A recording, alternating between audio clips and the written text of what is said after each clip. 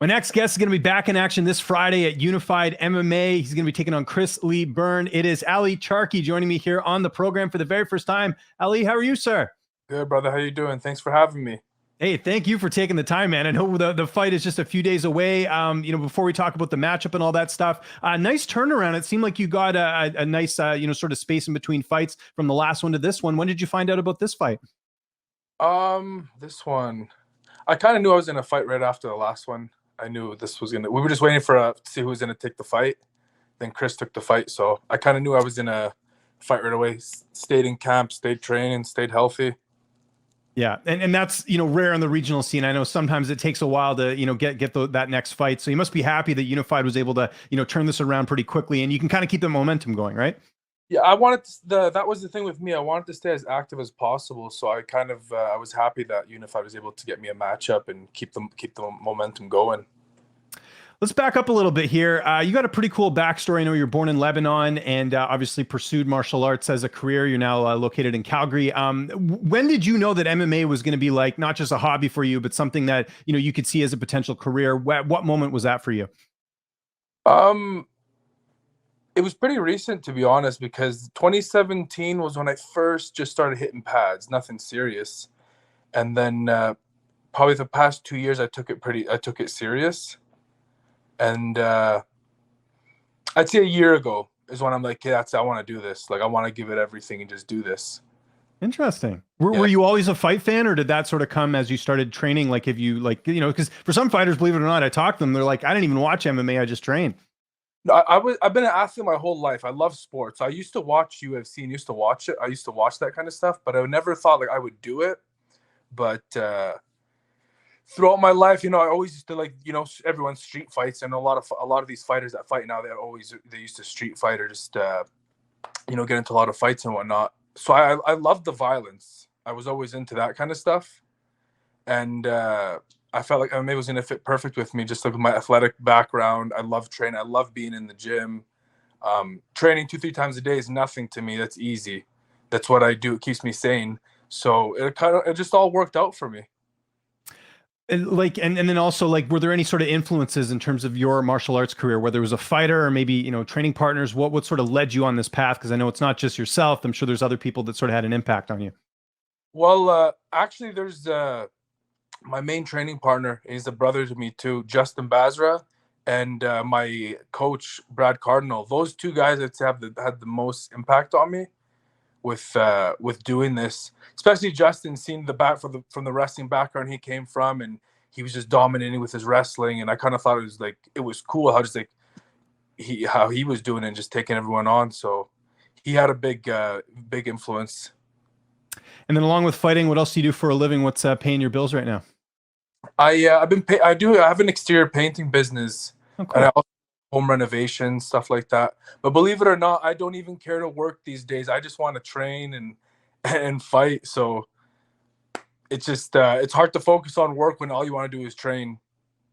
I know in that line of business, sometimes you're relying on people, giving you money and stuff when you're doing certain jobs. Because you're a fighter, do you find that people usually pay you on time, or does it not matter?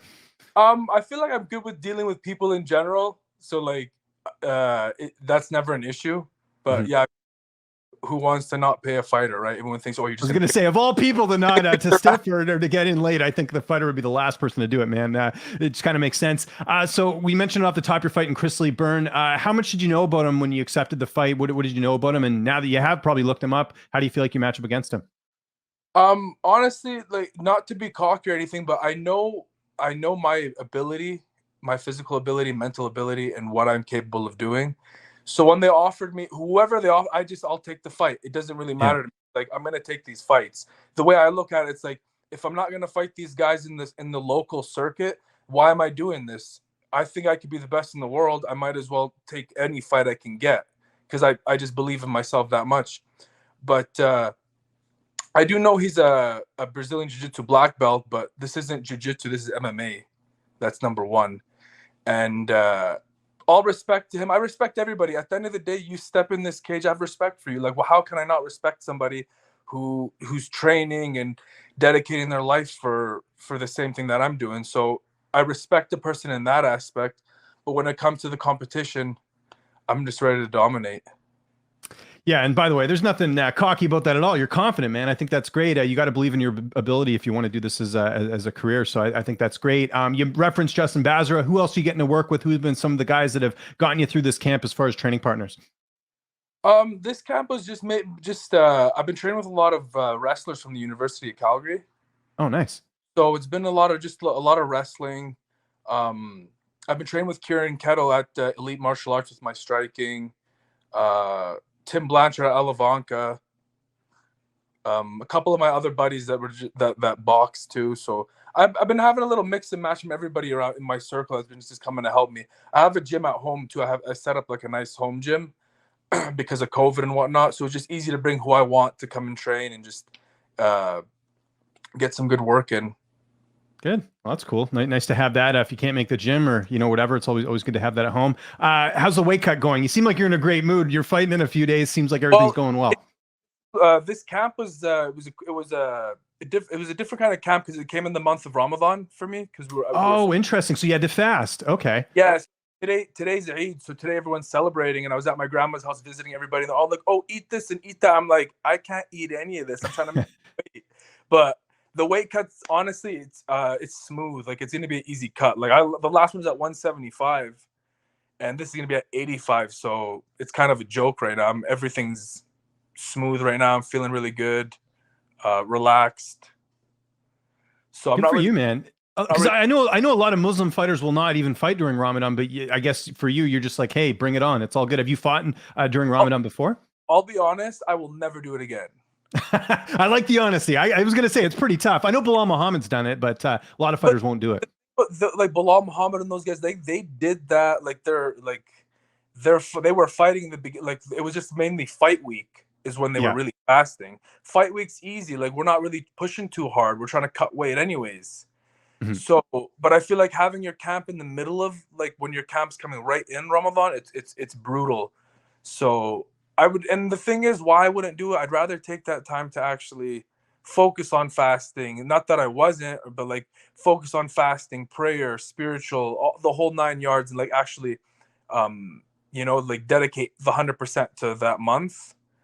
Rather than, I have to sometimes I was breaking my fast. I wasn't even able to eat. I had to go run 5K. I had to go, start wrestling at 9 o'clock. So the schedule was all over the place, but we got it done. But definitely wouldn't do it again. Okay. Like the honesty there. Who's going to be in your corner for this fight? Justin Bazra, Kieran from Elite Martial Arts, and my buddy Shay.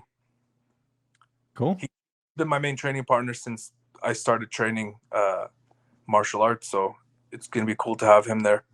Good variety. How's this fight playing out? I know you feel like you're going to get your hand raised, but otherwise, why sign the contract? But how do you envision the fight going down? It's in a fight you never can expect. You can never dictate. I'm going to go in there and do this, that. It's instinct, and anything can happen in a fight. But I'm prepared to wrestle, strike, whatever it takes to get my hand raised in this fight. Whether it's going to be a 1-rounder or a 15-minute, I believe my cardio is going to be crazy for this fight. I'm going to put a pace on him. If he thinks he's going to stuff my takedowns, I'd like to see him try. But I'll be ready to take that fight wherever, standing, on the ground, on the cage, on the fence. It does not matter. We mentioned it there. Nice turnaround from your last fight to this one. What are some of your short-term goals this year? I imagine you want to get a couple fights in, keep that momentum going. And what are some of your, I guess, long-term goals as well? Like what's sort of like, short-term, long-term for you? I definitely want to get one or two more before the end of the year. But God knows what's going to happen for me. But if I can get one or two more, that would be wicked. Long-term, I'm just going to the thing about me with training, I never take time off. It's always go, go, go. And it's not because I have to, it's because I want to. So that's the best part about training with me. It's a 24/7 thing, every day, no breaks. So long-term, I just want to keep training, keep getting better, keep improving. I definitely want to go step out to some bigger gyms, train with some top-level guys. Nice.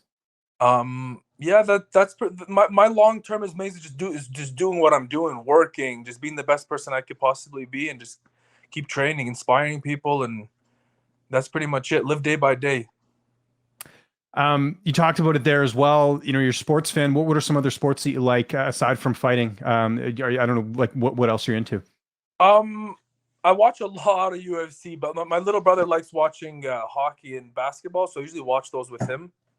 Okay, nice. And How are you feeling about? Are you a Flames fan or what? Or you just sort of watch generally? No, I'm a Flames fan. Just, you got to support the city, and they're on fire too this year. Exactly. No pun intended, but they look great. I see. I'm from Vancouver. I kind of am secretly cheering for the Flames because they have a lot of ex-Canucks on there, Markstrom, Tanev. So I kind of want to see them do well because I think it's been a cool story. And Toffoli, we had Toffoli for a hot minute, and our GM screwed it up, and now he's you guys have him. He looks great. So they're on fire. Let's hope for they can make it to the finals. I think they could. Yeah, well, I like that first round matchup against Dallas. I think they're probably going to win that one. Again, I think goaltending triumphs all, and I think they got one of the best in the league in Jacob Markstrom. So I'm really excited for that. So that's cool, man. Anytime I can talk hockey in these interviews, it's always a bonus. So that's cool, man. We're looking forward to it. UFC Fight Pass. It's unified coming up here this Friday. Ali, it was great getting a chance to talk to you, man. If there's anyone you want to thank, any sponsors, any social media you want to plug, I'll give you the last word. I'd like to thank a lot of my sponsors, actually. Cove Properties, House of Cars, Doalicious, Spalumbos. These guys have been they sponsored this whole camp, really, and they really helped out a lot with my expenses and training. That's the one thing about these fight camps, man. They're expensive. You got to pay everybody. So I appreciate all my sponsors, and it was wicked to have all those guys aboard. Cool. And social media, where can people find you? Ali_Charkie. That's ALI_CHARKIE. That's just on Instagram. I'm just mainly on Instagram. I'm not even a social media freak. I try to, just because of you got to put yourself out there for the fighting industry. But I'm not really into social media that much.